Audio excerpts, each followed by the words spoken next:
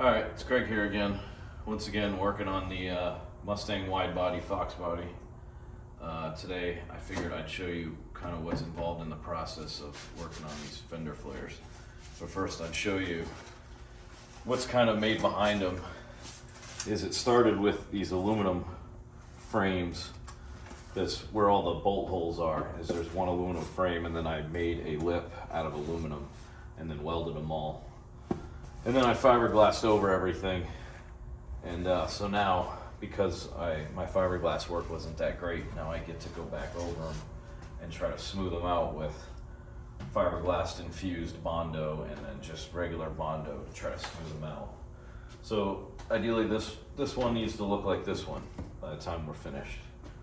So let me get this out of the way.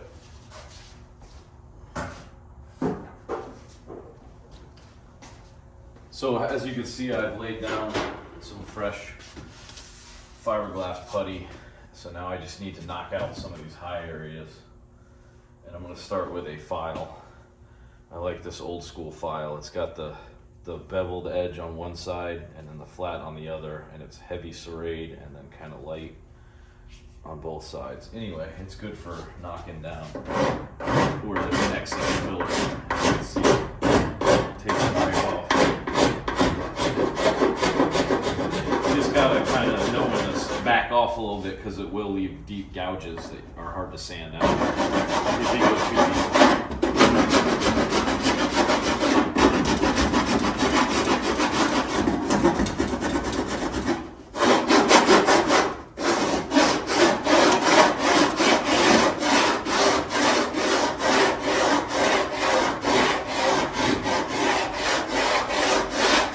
As you can see, I'm just kind of, oh, you know what I forgot to do is cover the wheel. Where's the bag? Stand by.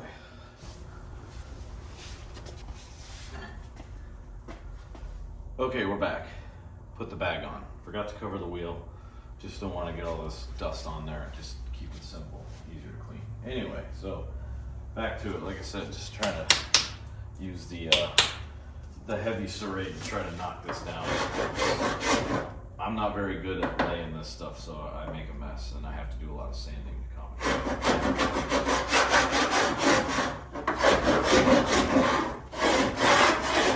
I just try to keep it flat and let it follow the contour.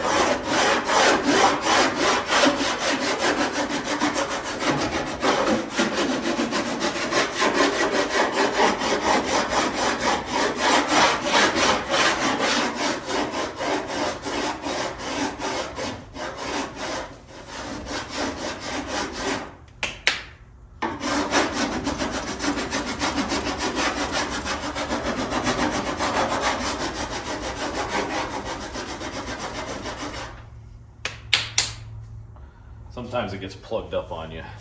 Ooh. Can't go down here and tap it on the concrete. Let's show it how to play it again.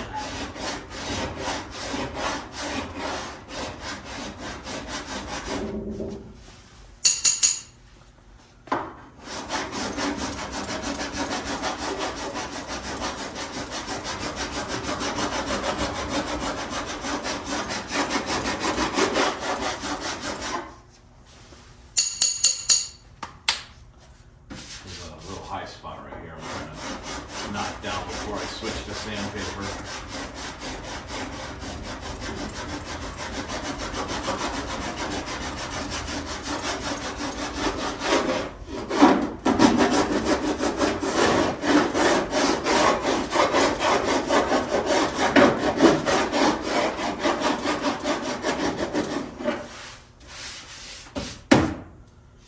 Now you can see it's getting there. Knock the crap out. I have ADHD, so I tend to bounce around.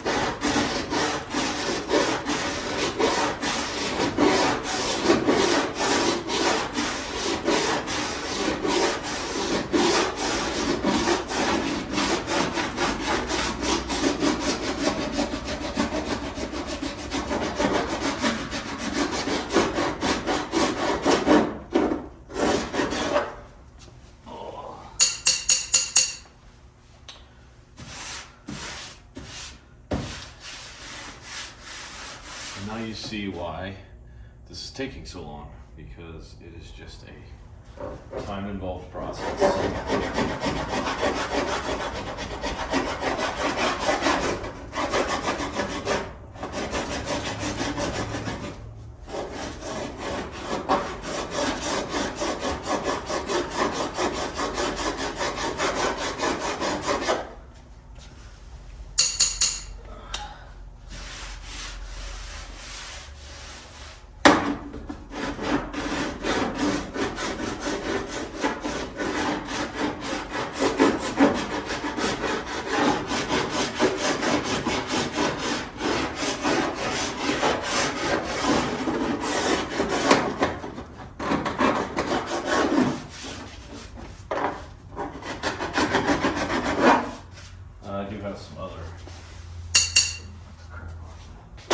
I do have some other specialty files that are made to get into tighter spots.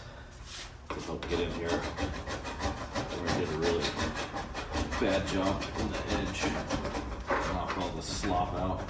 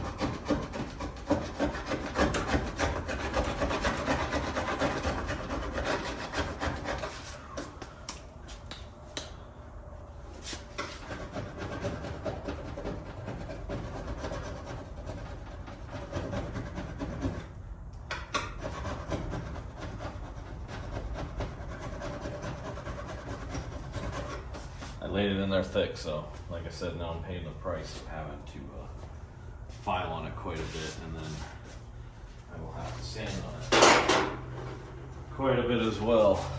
So now I'll get to 60 grit sandpaper and we'll sand on it. See if we can't knock it, make it look smooth in this corner-ish corner.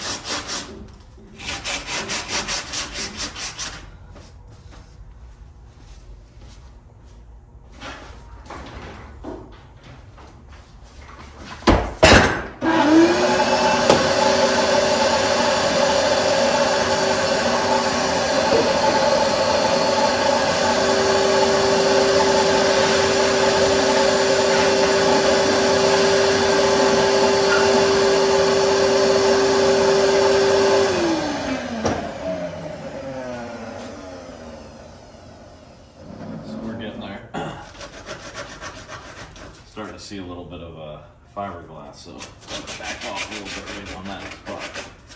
Right there, you can see the fiberglass starting to poke through. So I'm trying to sand here behind it. It looks like there's plenty of. There's a hole right there that we need to get rid of. This all needs to be tapered down on the pavement.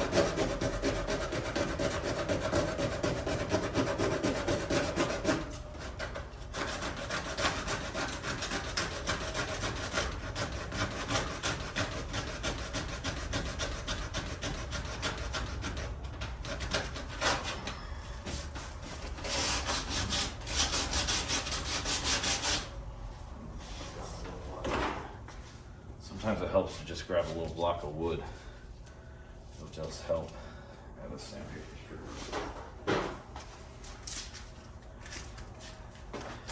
It'll help keep that nice and flat. You'll be be able to see where the high spots are and the low spots are.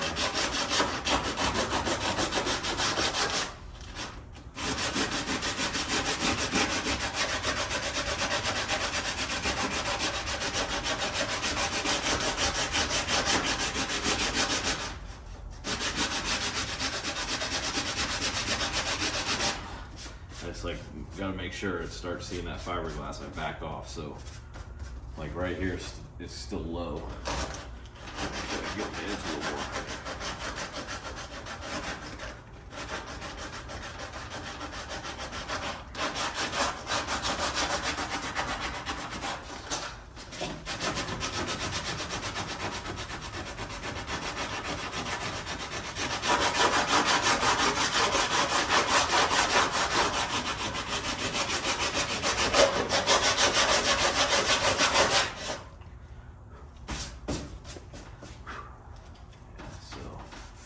We're gonna need a little bit of filler in there to finish cleaning that out.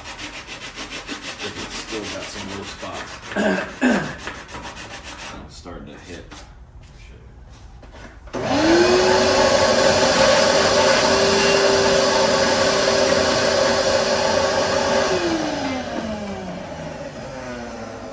You can see that there's some spots right here where the fiberglass is starting to show through. So that's as far as I can go. Sanding for there, so right here needs to be filled in. I'll just skim it with some body filler and scratches. And then, yeah, we just move on. So yeah, you can see how time consuming this is. This takes a while. And then we can jump over to the bigger paddleboard sander. Which I said, this is nice because it just helps you keep it nice and flat. Help you keep the curvature real good. So, and this one it'll remove some material too. See right here, I gotta be careful because I've already gotten down into the one layer of fiberglass.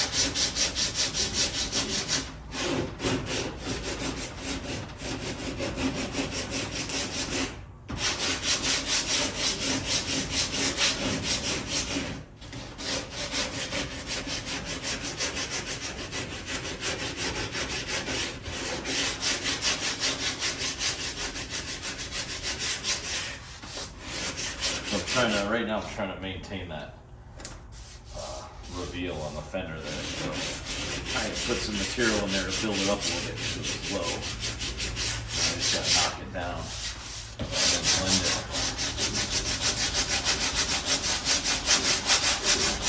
Blend it back into the old stuff that was already there.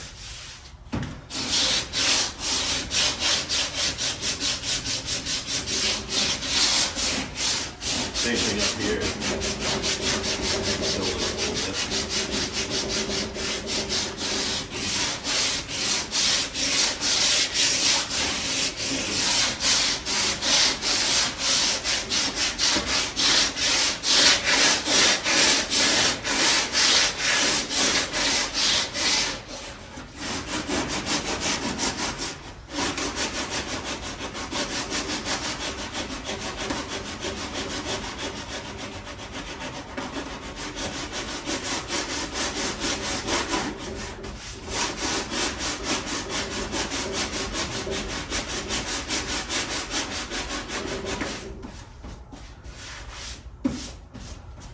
Lots of dust. I like to jump around. My mind is tired of working one spot too long.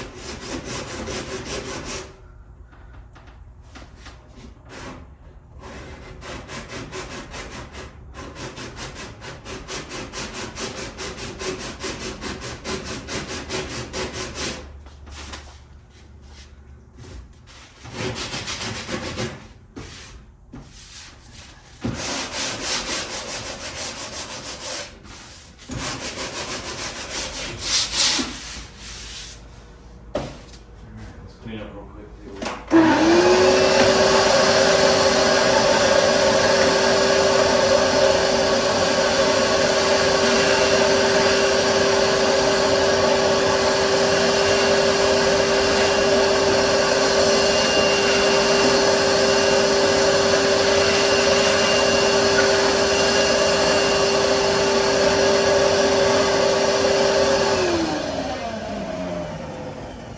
Alright, you can see it's getting there.